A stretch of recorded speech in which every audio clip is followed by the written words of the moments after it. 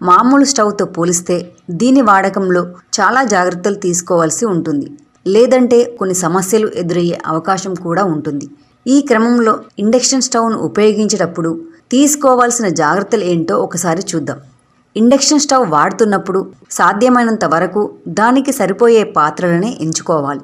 కొందరు ఇండక్షన్ స్టవ్ని gas stove పక్కనే పెడుతూ ఉంటారు.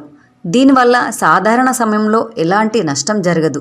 కానీ ఎప్పుడైనా పొరపాటున గ్యాస్ లీక్ అయితే మాత్రం ఇబ్బందులను ఎదుర్కోవాల్సి ఉంటుంది. అందుకే కిచెన్ ప్లాట్ఫామ్పై వేరువేరు చోట్ల అమర్చుకోవడం, తగిన జాగ్రత్తలు తీసుకోవడం తప్పనిసరి. ఇండక్షన్ స్టవ్ని రేడియోలు, టీవీలు, కంప్యూటర్లకు దూరంగా ఉంచాలి. ఎందుకంటే అయస్కాంత క్షేత్ర ప్రభావం వల్ల అవి పాడైపోయే అవకాశాలు కూడా ఉన్నాయి. ఎట్టి పరిస్థితుల్లోనూ ఎక్స్టెన్షన్ ప్లగ్ బాక్స్లకు ఇండక్షన్ స్టవ్ ప్లగ్ని అనుసంధానించకూడదు. ఇండక్షన్ స్టవ్ని శుభ్రం చేసే క్రమంలో నీటిని ఉపయోగించకుండా మెత్తని వస్త్రంతో మాత్రమే తుడవాలి. ఇండక్షన్ స్టవ్కి ఉన్న రంధ్రాల్లో దుమ్ము, ధూళి చేరకుండా చూసుకోవాలి. స్టవ్కి ఏమైనా పగుళ్ళు వచ్చినట్లు అనిపిస్తే దానిని ఉపయోగించకూడదు. అలాగే స్టవ్ దగ్గరలో ఎలాంటి లోహ సామాగ్రిని ఉంచకూడదు.